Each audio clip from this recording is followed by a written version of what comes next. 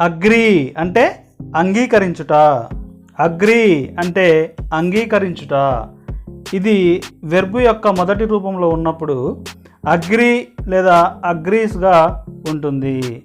ఇది వెర్బ్ యొక్క రెండవ రూపం మరియు మూడో రూపంలో ఉన్నప్పుడు అగ్రీడ్గా మారుతుంది. అగ్రీడ్ అంటే అంగీకరించెను.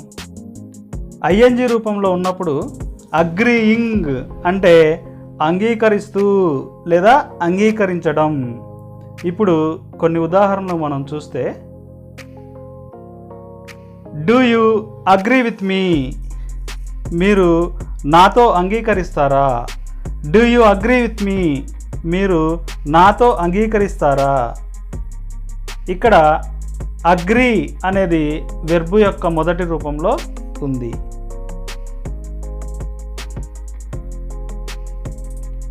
When he said that I had to agree, అతడు చెప్పినప్పుడు నేను అంగీకరించాల్సి వచ్చింది. When he said that I had to agree, అతను చెప్పినప్పుడు నేను అంగీకరించాల్సి వచ్చింది. ఇక్కడ కూడా మనకి అగ్రీ అనేది వెర్బ్ యొక్క మొదటి రూపంలో ఉంది. Both sides have agreed to sign. రెండు వైపులా సంతకం చేయడానికి అంగీకరించారు. Both sides have agreed to sign. రెండు వైపులా సంతకం చేయడానికి అంగీకరించారు. ఇక్కడ అగ్రీడ్ అనేది వెర్బ్ యొక్క రెండో రూపంలో ఉంది. He has kindly agreed to help. అతడు సహాయం చేయడానికి దయతో అంగీకరించాడు. He has kindly agreed to help. అతడు సహాయం చేయటానికి దయతో అంగీకరించాడు. ఇక్కడ కూడా వెర్బ్ అగ్రీడ్ అనేది మూడో రూపంలో ఉంది.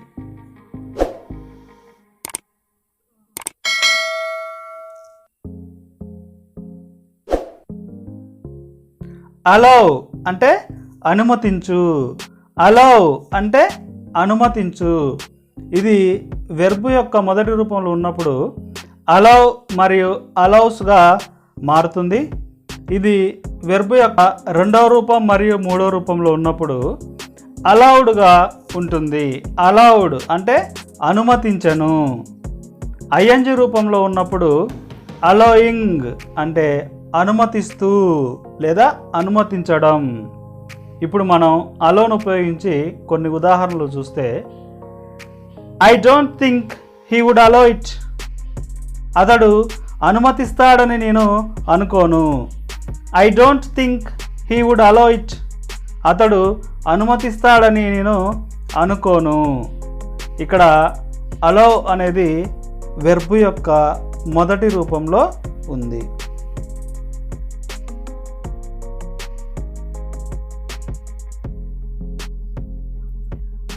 Allow me to introduce my self. నన్ను నేను పరిచయం చేసుకోవడానికి అనుమతించండి. Allow me to introduce my self. నన్ను నేను పరిచయం చేసుకోవడానికి అనుమతి ఇవ్వండి. ఇక్కడ కూడా మనకి అలౌ అనేది వెర్బ్ యొక్క మొదటి రూపంలో ఉంది. His parents didn't allow him out on Sunday. అతని తల్లిదండ్రులు ఆదివారం రోజున అతనిని బయటికి పంపలేదు. His parents didn't allow him out on Sunday. అతని తల్లిదండ్రులు ఆదివారం రోజున అతడిని బయటికి పంపలేదు. ఇక్కడ కూడా అలౌ అనేది వెర్బ్ యొక్క మొదటి రూపంలో ఉంది.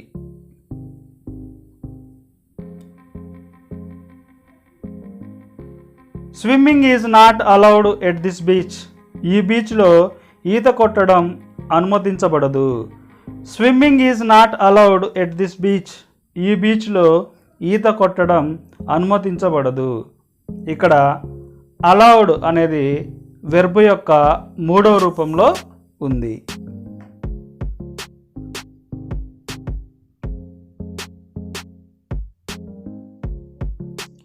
అనౌన్స్ అంటే ప్రకటించుట. అనౌన్స్ అంటే ప్రకటించుట. ఇది వెర్బ్ యొక్క మొదటి రూపంలో ఉన్నప్పుడు అనౌన్స్ లేదా అనౌన్సెస్గా ఉంటుంది. ఇది వెర్బ్ యొక్క రెండవ రూపం మరియు మూడవ రూపంలో ఉన్నప్పుడు అనౌన్స్డ్గా మారుతుంది. అనౌన్స్డ్ అంటే ప్రకటించను.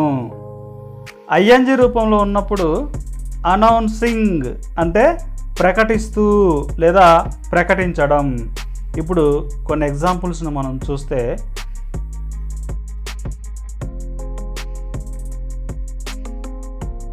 The jury is about to announce the winners. న్యాయ నిర్ణేతల సంఘం విజేతలను ప్రకటించబోతుంది. The jury is about to announce the winners.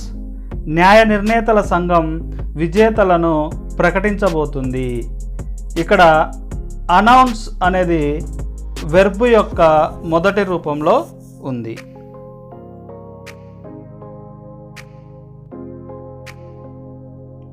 They will announce the result next Sunday.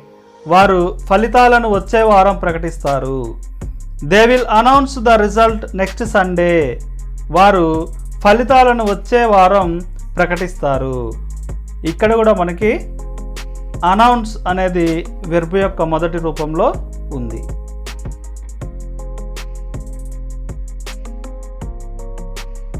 The news was announced as official.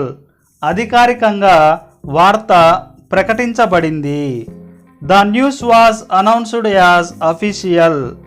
అధికారికంగా వార్త ప్రకటించబడింది. ఇక్కడ అనౌన్స్డ్ అనేది వెర్బ్ యొక్క మూడో రూపంలో ఉంది.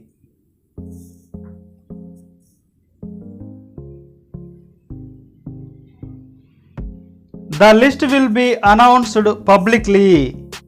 బహిరంగంగా లిస్టును ప్రకటిస్తారు. The list will be announced publicly. బహిరంగంగా లిస్టును ప్రకటిస్తారు. ఇక్కడ కూడా అనౌన్స్డ్ అనేది వెర్బ్ యొక్క మూడో రూపంలో ఉంది.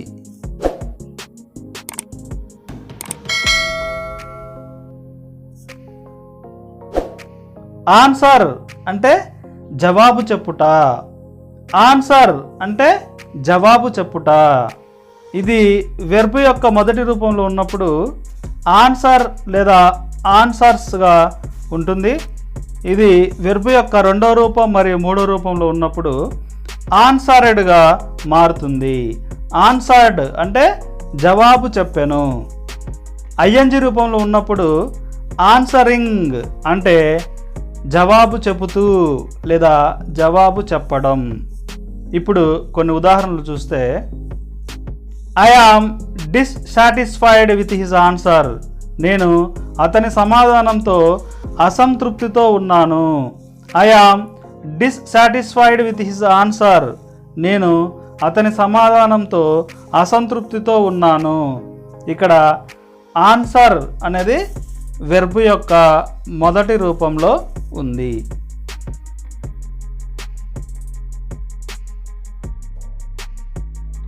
She refused to answer the questions. ఆమె ప్రశ్నలకు సమాధానం ఇవ్వడానికి తిరస్కరించింది. She refused to answer the questions. ఆమె ప్రశ్నలకు సమాధానం ఇవ్వడానికి తిరస్కరించింది. ఇక్కడ ఆన్సర్ అనేది వెర్బ్ యొక్క మొదటి రూపంలో ఉంది.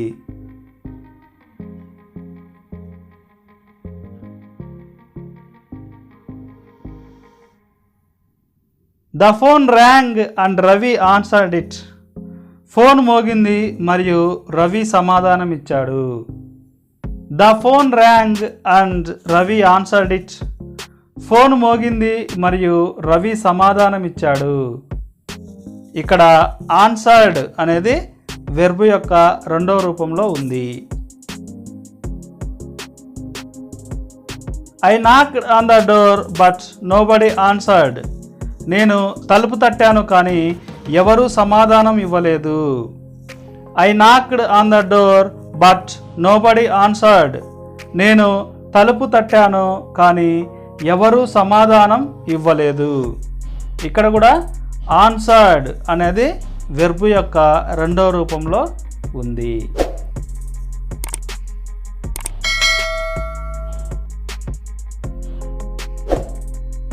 అపాలజైజ్ అంటే క్షమాపణ చెప్పుట. అపాలజైజ్ అంటే క్షమాపణ చెప్పుట. ఇది వెర్బ్ యొక్క మొదటి రూపంలో ఉన్నప్పుడు అపాలజైజ్ లేదా అపాలజైజెస్గా ఉంటుంది.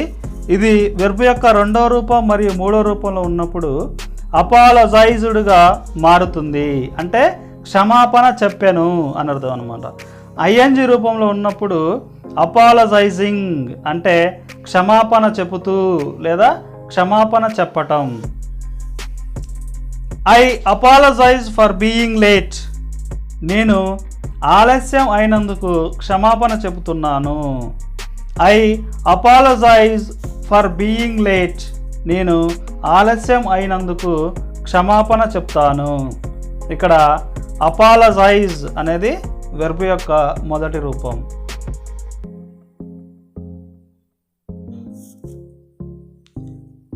She has come here to apologise to you. ఆమె ఇక్కడకు మీకు క్షమాపణ చెప్పడానికి వచ్చింది. She has come here to apologise to you. ఆమె ఇక్కడకు మీకు క్షమాపణ చెప్పడానికి వచ్చింది. ఇక్కడ కూడా అపాలజైజ్ అనేది వెర్బ్ యొక్క మొదటి రూపంలో ఉంది.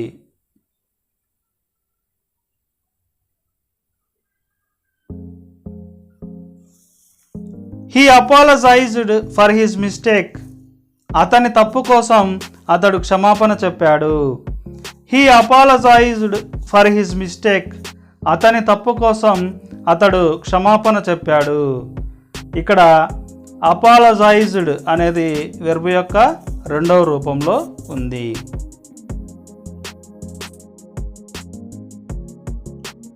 They have apologised for the lateness of the train. వారు రైలు యొక్క ఆలస్యంకు క్షమాపణలు చెప్పారు. They have apologised for the lateness of the train. వారు రైలు యొక్క ఆలస్యంకు క్షమాపణలు చెప్పారు. ఇక్కడ కూడా అపాలజైజ్డ్ అనేది వెర్బ్ యొక్క మూడో రూపంలో ఉంది.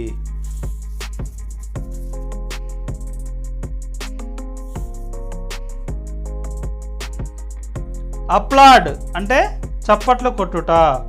అప్లాడ్ అంటే చప్పట్లు కొట్టుట. ఇది వెర్బ్ యొక్క మొదటి రూపంలో ఉన్నప్పుడు అప్లాడ్ లేదా అప్లాడ్స్గా ఉంటుంది. ఇది వెర్బ్ యొక్క రెండవ రూపం మరియు మూడో రూపంలో ఉన్నప్పుడు అప్లాడెడ్ అంటే చప్పట్లు కొట్టెను. ఐఎన్జి రూపంలో ఉన్నప్పుడు అప్లాడింగ్ అంటే చప్పట్లు కొడుతూ లేదా చప్పట్లు కొట్టడం. ఇప్పుడు అప్లాడ్ను ఉపయోగించి కొన్ని ఎగ్జాంపుల్స్ని చూస్తే, he started to applaud and the others joined in. అతడు చప్పట్లు కొట్టడం మొదలుపెట్టాడు, మిగతా వారు చేరారు. He started to applaud and the others joined in. అతడు చప్పట్లు కొట్టడం మొదలుపెట్టాడు, మిగతా వారు చేరారు. ఇక్కడ అప్లాడ్ అనేది వెర్బ్ యొక్క మొదటి రూపంలో ఉంది.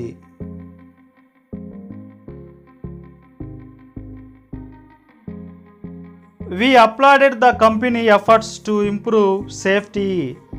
సేఫ్టీ మెరుగుదలకు కంపెనీ చేసిన కృషికి మేము చప్పట్లు కొట్టాము.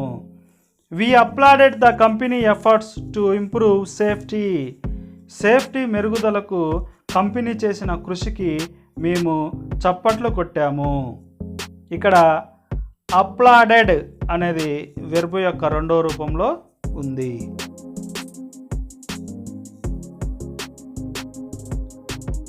She was applauded as she came on stage. ఆమె స్టేజ్ ఎక్కినందుకు గాను ఆమెకు చప్పట్లు కొట్టారు. She was applauded as she came on stage. ఆమె స్టేజ్ ఎక్కినందుకు గాను ఆమెకు చప్పట్లు కొట్టారు. ఇక్కడ అప్లాడెడ్ అనేది వెర్బ్ యొక్క మూడో రూపంలో ఉంది. The audience applauded loudly. ప్రేక్షకులు గట్టిగా చప్పట్లు కొట్టారు. The audience applauded loudly. ప్రేక్షకులు గట్టిగా చప్పట్లు కొట్టారు. ఇక్కడ అప్లాడెడ్ అనేది వెర్బ్ యొక్క రెండో రూపంలో ఉంది.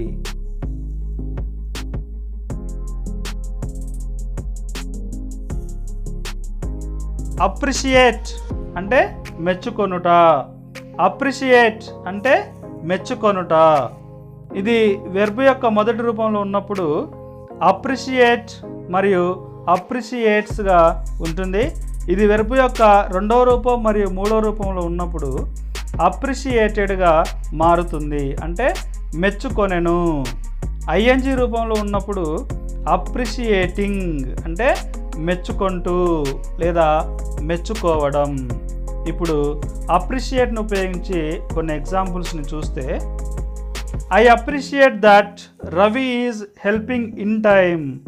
రవి సమయానికి సహాయం చేస్తున్నందుకు గాను నేను మెచ్చుకుంటాను. I appreciate that Ravi is helping in time. Ravi సమయానికి సహాయం చేస్తున్నందుకు గాను నేను మెచ్చుకుంటాను. ఇక్కడ అప్రిషియేట్ అనేది వెర్బ్ యొక్క మొదటి రూపం. I appreciate your efforts very much. నేను మీ ప్రయత్నాలకు చాలా మెచ్చుకుంటాను. I appreciate your efforts very much. నేను మీ ప్రయత్నాలకు చాలా మెచ్చుకుంటాను. ఇక్కడ కూడా అప్రిషియేట్స్ అనేది వెర్బ్ యొక్క మొదటి రూపం. Your cooperation is greatly appreciated. మీ సహకారం గొప్పగా మెచ్చుకోదగినది. Your cooperation is greatly appreciated. మీ సహకారం గొప్పగా మెచ్చుకోదగినది. ఇక్కడ అప్రిషియేటెడ్ అంటే వెర్బ్ యొక్క మూడో రూపం.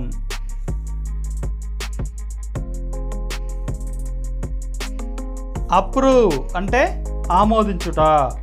అప్రూవ్ అంటే ఆమోదించుట.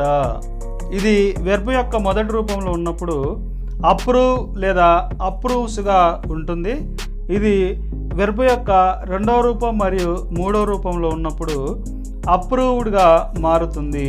అప్రూవ్డ్ అంటే ఆమోదించెను.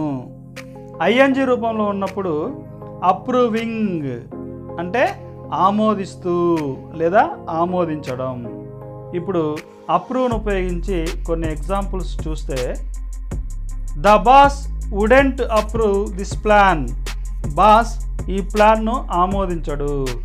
The boss wouldn't approve this plan. Boss ఈ ప్లాన్ను ఆమోదించడు.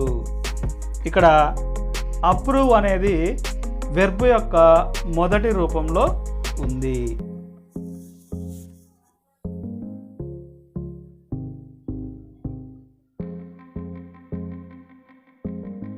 I wholeheartedly approve his hard work. నేను మనస్ఫూర్తిగా అతని కష్టాన్ని ఆమోదిస్తాను. I wholeheartedly approve his hard work. నేను మనస్ఫూర్తిగా అతని కష్టాన్ని ఆమోదిస్తాను. ఇక్కడ కూడా అప్రూవ్ అనేది వెర్బ్ యొక్క మొదటి రూపం. Our boss approved my proposal. మన బాస్ నా ప్రపోజల్ను ఆమోదించాడు. Our boss approved my proposal. మన బాస్ నా ప్రపోజల్ను ఆమోదించాడు. ఇక్కడ అప్రూవ్డ్ అనేది వెర్బ్ యొక్క రెండో రూపం. The government has approved the budget. ప్రభుత్వం బడ్జెట్ను ఆమోదించింది. The government has approved the budget. ప్రభుత్వం బడ్జెట్ను ఆమోదించింది. ఇక్కడ అప్రూవ్డ్ అనేది వెర్బ్ యొక్క మూడవ రూపం.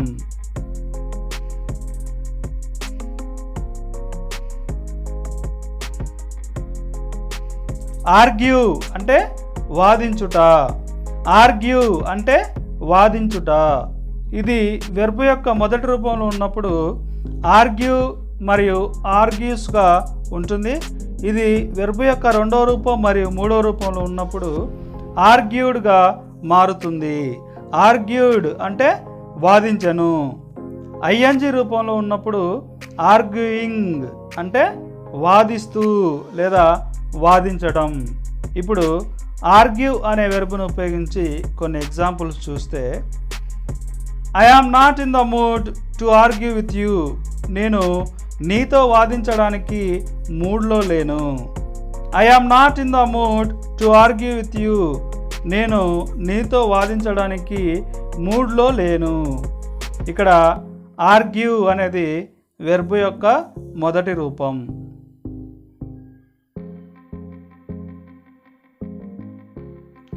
Why do you argue against me? మీరు నాకు ఎందుకు వ్యతిరేకంగా వాదిస్తారు? Why do you argue against me? మీరు ఎందుకు నాకు వ్యతిరేకంగా వాదిస్తారు? ఇక్కడ కూడా ఆర్గ్యూ అనేది వెర్బ్ యొక్క మొదటి రూపంలో ఉంది.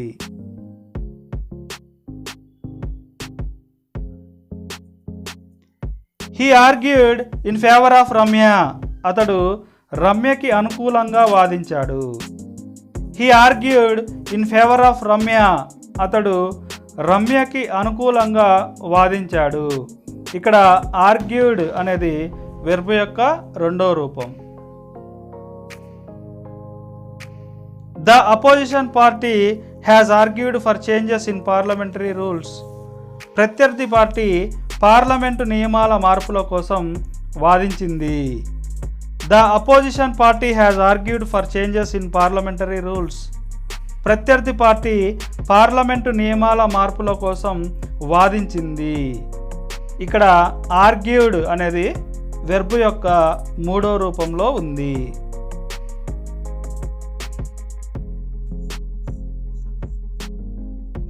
ఆస్క్ అంటే అడుగుట.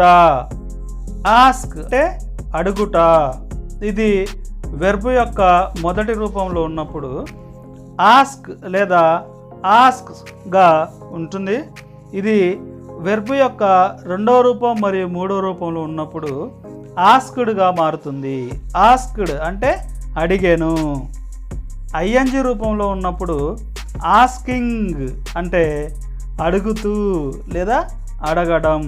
ఇప్పుడు ఆస్క్ను ఉపయోగించి కొన్ని ఉదాహరణలు చూస్తే, if he asks me I will tell him. అతను నన్ను అడిగితే నేను అతనికి చెప్తాను. If he asks me I will tell him. అతను నన్ను అడిగితే నేను అతనికి చెబుతాను. ఇక్కడ ఆస్క్ అనేది వెర్బ్ యొక్క మొదటి రూపం. Don't ask stupid questions. చెత్త ప్రశ్నలను నన్ను అడగద్దు. Don't ask me stupid questions. చెత్త ప్రశ్నలను నన్ను అడగద్దు. ఇక్కడ కూడా ఆస్క్ అనేది వెర్బ్ యొక్క మొదటి రూపం.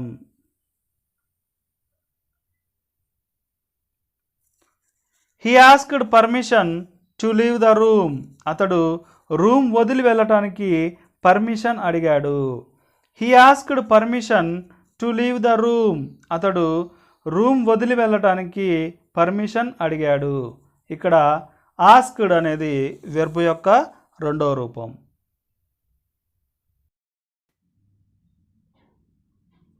I have asked the bank for a loan. నేను లోన్ కోసం బ్యాంకులో అడిగాను. I have asked the bank for a loan. నేను లోన్ కోసం బ్యాంకులో అడిగాను. ఇక్కడ కూడా ఆస్క్డ్ అనేది వెర్బ్ యొక్క మూడో రూపంలో ఉంది.